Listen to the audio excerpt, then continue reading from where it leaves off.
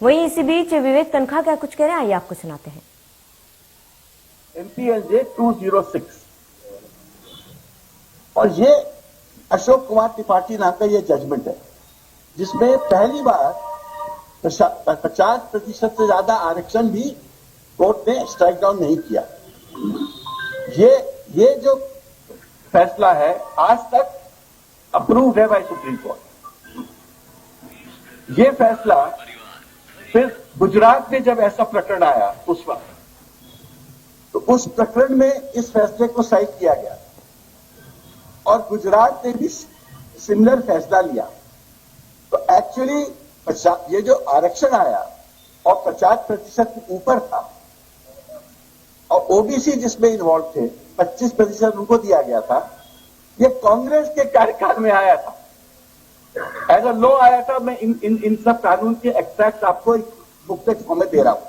1994 से 30 साल अगर ओबीसी को आरक्षण मिला है 25%, तो ये पंचायती राज और म्यूनिसिपैलिटीज का जो अमेंडमेंट 1994 में हुआ था और जिसका बचाव एज अ महाधिवक्ता मैंने किया था, उसमें ओबीसी का प्रश्न नहीं आया था, आदिवासी का आया था। और जब ये पक्ष में आया तो उसके बाद किसी ने ओबीसी का भी मेरे जानकारी में चैलेंज नहीं किया और ये व्यवस्था बकायदा 2021 तक चल रही थी। मतलब 30 साल से जो कांग्रेस ने 1994 में व्यवस्था ओबीसी, एससी, एसटी और महिला की दी थी, वो चल रही थी। एक ही उसमें संशोधन हुआ था 2007 में। पहले महिला का आरक्षण जो कि वर्टिकल होता है वो एक तिहाई होता था, अब 50% हो गया। ये 2007 में हुआ। अब प्रॉब्लम क्या आई? 2001 फरवरी की बात है, उसमें एक जजमेंट आया। उसका जजमेंट का जो जिस नाम से जजमेंट है, मोहम्मद आजाद versus state of Madhya Pradesh, ये 2001 वॉल्यूम 2 MPLJ में रिपोर्टेड है। इसकी कॉपी भी हम आपको दे रहे हैं। इसमें पहली बार हाई कोर्ट के डिविजनल बेंच ने एक निर्णय दिया कि ये आरक्षण 50% के ऊपर हो ही नहीं सकता। माने कृष्णमूर्ति के जजमेंट को लेके हमारे डिविजनल बेंच ने, तारीख है इसकी जजमेंट की 24/2/2021, 24/2/2021 का जजमेंट है। जब भाजपा की सरकार थी और 50% रिजर्वेशन समाप्त कर दिया है, ऊपर जाने का खात्मा हो गया था। मुझे नहीं पता कि भाजपा की सरकार को यह पता भी है कि ऐसा जजमेंट हुआ कि नहीं हुआ। उनके जो ऑफिस था, सरकारी एडवोकेट जनरल ऑफिस होता है, उसने इसकी सूचना दी कि नहीं दी। और असली में जो कुठाराघात हुआ है वो फरवरी में हुआ, जब इस जजमेंट के माध्यम से, मैं 2 पैराग्राफ बता रहा हूं, 1920, ये आरक्षण 50% के ऊपर समाप्त कर दिया गया जो 30 साल पहले कांग्रेस ने दिया था। मैं आपको 2 पैराग्राफ में पढ़ के इसको बताता हूं। इसको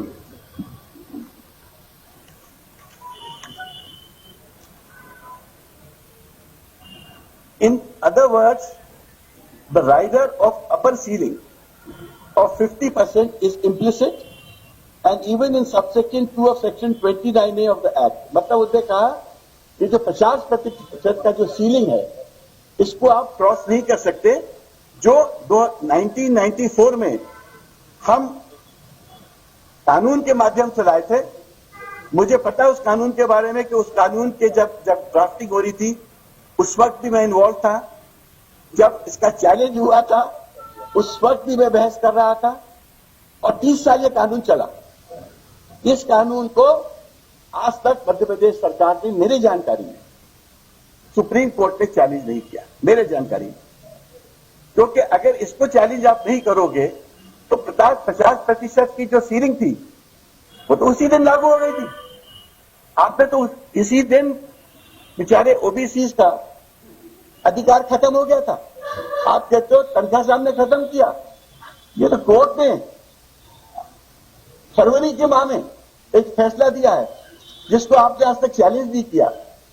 और उसको आप कहते हो कि तनख्वाह साहब ने खत्म किया। फिर क्या होता है, पंचायती चुनाव, राज्य चुनाव फिर स्टार्ट होते हैं। अब इनने एक नई कहानी चालू की। क्या कहानी? इन्होंने ऑर्डिनेंस निकाला। अब पहली बात, इसको तो समझ नहीं पाए, अब नई कहानी ले आए। ऑर्डिनेंस के माध्यम से इन्होंने कॉन्स्टिट्यूशन, संविधान, ये जो आर्टिकल 243 सी और डी है, उसका उल्लंघन किया, उसको एक प्रकार से रोक दिया। क्योंकि संविधान में ये बात बहुत क्लियरली लिखी गई है कि हर वक्त जब पंचायत का इलेक्शन होगा या म्यूनिसिपैलिटी का इलेक्शन होगा तो सीट का डिटर्मिनेशन होगा और रोटेशन होगा। रोटेशन इसलिए सुप्रीम कोर्ट ने कहा होना चाहिए जिससे कि सेम सीट बार बार एक ही कैटेगरी को ना जाए, दूसरे लोगों को भी चांस मिले। क्योंकि जब लाखों सीट आपको भरनी है और सोचो 80% अगर वही कैटेगरी चलती रहेगी तो दूसरे लोग लड़ेंगे कैसे? जो एससी है एससी रहेगा, जो एसटी है एसटी रहेगा, जो ओबीसी ओबीसी रहेगा, जो वुमन है वुमन रहेगा।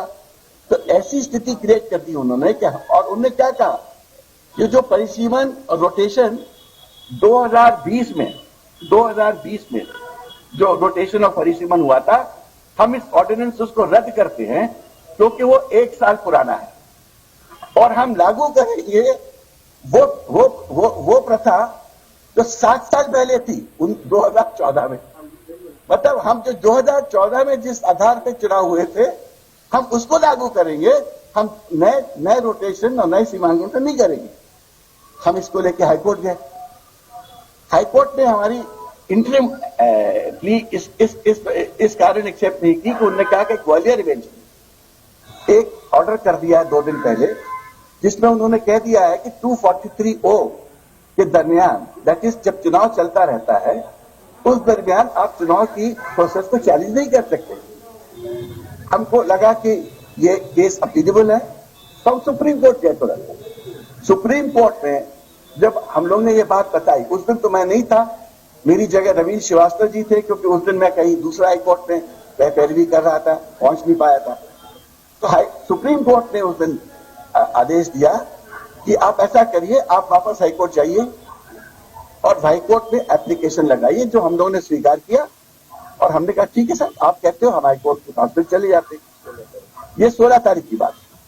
16 तारीख को हाईकोर्ट ने हमको मना कर दिया कि भी हम अब जनवरी में सुनेंगे, हम इस केस को इंटरिम वगैरह के लिए हम नहीं सुनेंगे।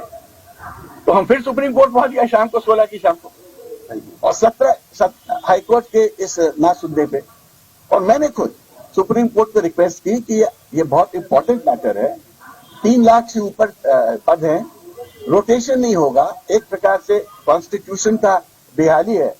अब यहां तो कॉन्स्टिट्यूशन की बात पे सुनने को तैयार नहीं है, तो आप प्लीज हस्तक्षेप करिए। तो सुप्रीम कोर्ट ने 2 बजे रखा इस केस को। तो 2 बजे जब मैंने ये बातें सुप्रीम कोर्ट को बताई तो सुप्रीम कोर्ट ने मुझे सकारात्मक रूप से बोला कि अब तो इलेक्शन प्रोसेस स्टार्ट हो गया है, कल से हमारे यहाँ छुट्टियां हैं, क्योंकि सुप्रीम कोर्ट भी 17 से बंद हो गया था, लास्ट डे था वो। तो उन्होंने कहा कि अब हमारे पास विकल्प ये है कि जनवरी में आपकी याचिका या हम सुनेंगे, हाईकोर्ट सुनेगा, और उसके बाद अगर हम इसको अनकॉन्स्टिट्यूशनल, असंवैधानिक पाएंगे, हम इसको सेटिसाइड कर देंगे। तो मुझे बात उचित लगी। मैंने कहा ठीक है, ये लोग नहीं मानते हैं तो ठीक है, थोड़े दिन और लड़ लें, फिर सुप्रीम कोर्ट हाईकोर्ट हमारी बात सुनेगा, हम इस बात को अच्छे से समझाएंगे और हमको जजमेंट मिलेगा।